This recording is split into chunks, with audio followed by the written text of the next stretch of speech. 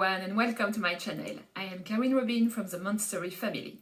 In today's video, I'm going to talk to you about what makes an activity Montessori. So what is the difference between a Montessori activity and any other children activity? When you respect the Montessori principles, you choose activities that are child-led, that explore the five senses, that are hands-on, that have control of error, that teach one concept at a time, that help your child to be more independent or they can do the activity by themselves, and that help ultimately the child to focus, to concentrate. Those are, in my opinion, the main aspects to be mindful of when you choose a specific activity for your child that you want to be in line with the Montessori principle. Let's go back to each of those aspects and dive deeper. Montessori activities are child-led.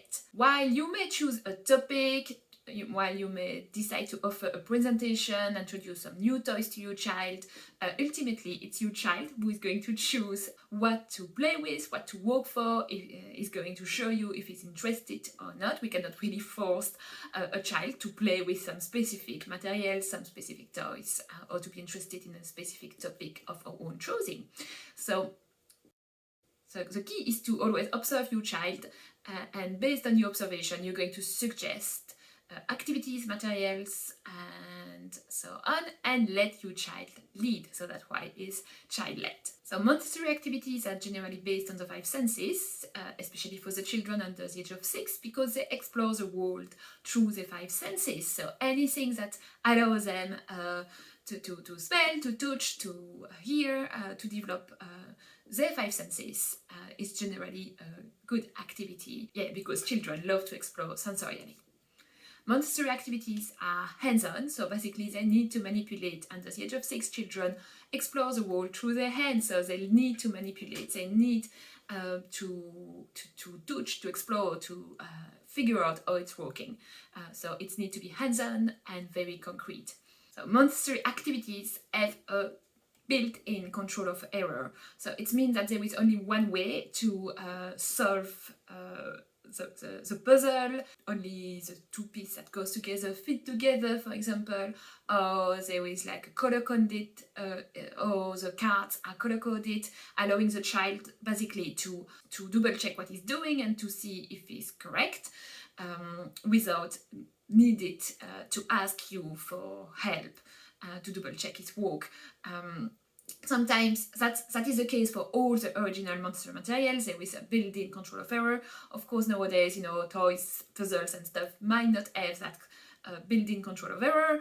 So you can, most of the time, add that yourself by adding, a stickers at the back, adding a picture of the puzzle finished, like that they can see how it's supposed to be, to help them to be more in control and to kind of correct the mistakes when they do one. Montessori activities introduce one concept at a time.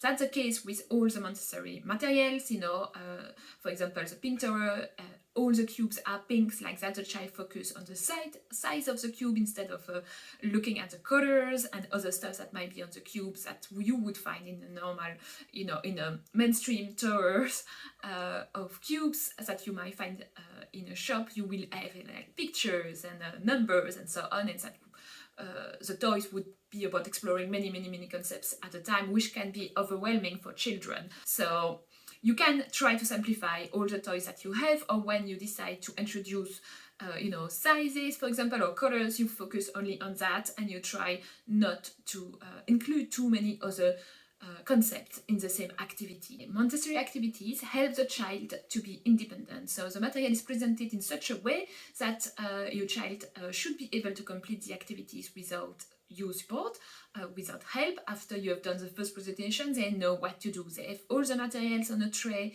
available on their shelf to do the whole activities by themselves, which obviously foster independence, foster self-directed learning, just help children to learn and to enjoy learning.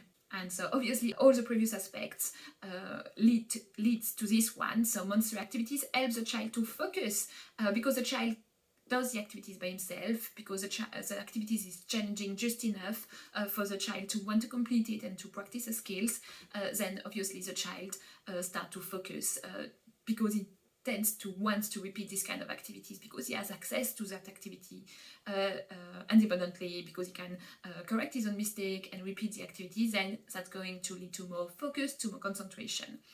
Marie Montessori did say, the child who concentrates is immensely happy. So when you see your child happy to play with his materials, with his toys, with his activities, then you know that you are on the right path, that you have found what your child is interested in, and that your child is just happy and content. Okay, that concludes this video about what makes an activity Montessori. So I hope that helped you to choose the right activities for your child. And for more info, just go on the blog to read more about Montessori. Bye!